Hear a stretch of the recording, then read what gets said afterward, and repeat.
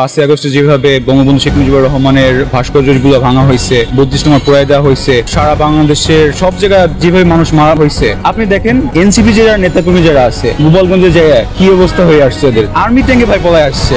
এনসিপির নেতাকর্মীরা বিএনপির মার খেয়ে কক্সবাজার থেকে চলে আসলো। কিছুদিন যাক, এরা আস্তে আস্তে বাংলাদেশের প্রত্যেকটা জায়গা সব জায়গায় মার খাবে, এরা সব জায়গায় ট্যাঙ্কি করে এদের পলাইতে হবে। এনসিপি কি দেখে এরা তো বৈষম্য দূর করার জন্য আসছিল না, এরা সো এরা যখন বৈষম্য করতেছে দেশে, তাহলে এদিকে পলাইতে হবে না? ডেফিনেটলি পলাইতে হবে। বৈষম্যবিরোধী প্ল্যাটফর্মে যারা যারা আছে সবাই তো বৈষম্যমূলক কাজ করতেছে। যারা আন্দোলনে আহত হয়েছিল চক্ষু হসপিটালে যায়, তারা 1 বছর পর্যন্ত দখল দায়িত্ব করে থাকতেছে। তারা বর্তমানে যারা নাহিদ ইসলাম আছে এবং যারা সমন্বয়করা আছে, এরা পুরা দেশটা কিভাবে চাঁদাবাজি করতেছে, নাম হইতেছে যে বিএনপি চাঁদাবাজি করতেছে। দেখা গেল কি আসিফ মাহমুদের পিএস চাঁদাবাজি করছে, নাহিদ ইসলামের পিএস চাঁদাবাজি করতেছে, সমস্ত নিউজ হইতেছে। এখন হচ্ছে বাংলাদেশের চাঁদাবাজি আরো কয়েক গুণ বাড়ছে। এখন রাস্তায় প্রকাশ্যে মারা হয়েছে। একজন ব্যবসায়ীকে প্রকাশ্যে মারলো না রাস্তায়?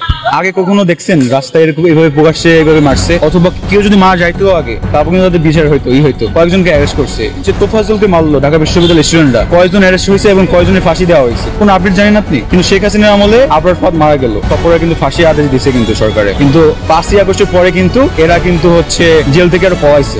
যেখানে সুবিধা আছে সেখানে সাজিদ ইসলাম আছে। আগামীতে যদি এনসিপিতে যদি দেখবেন যে কোনো কিছু খারাপ হয়ে গেছে, দেখবেন যে সাজিদ ইসলাম এনসিপিতে ছেড়ে দিচ্ছে, বিএনপিতে যোগ দিচ্ছে, দেখবেন যে ও কোনো ঠিক নাই, সাজিদ ইসলামের কোনো ঠিক নাই। ক্ষমতা যেখানে আছে সাজিদ ইসলাম সেখানে আছে। বিএনপি যদি ক্ষমতায় আসে, যদি এনসিপি যদি একেবারে ব্যাকফুটে চলে যায়, তাহলে দেখবেন যে সাজিদ ইসলাম বিএনপিতে যোগদান করে ফেলাইছে। তখন দেখবেন যে ও আবার এনসিপি সম্পর্কে খুব বাজে বাজে কথা বলতেছে, যেরকম বর্তমানে আওয়ামী লীগ সম্পর্কে বাজে বাজে বলতেছে। এটাই সাজিদ ইসলামের ধর্ম আমার মনে হয়। দেখবেন যে ও চেঞ্জ হয়ে যাবে ক্ষমতা পরিবর্তনের সাথে সাথে, হয়তো ওর দেশ থেকে পালাইতে হবে, না হলে ওর বক্তব্য চেঞ্জ হয়ে যাবে, অন্য পার্টি জয়েন করবে। এটাই হবে ওর ভবিষ্যৎ।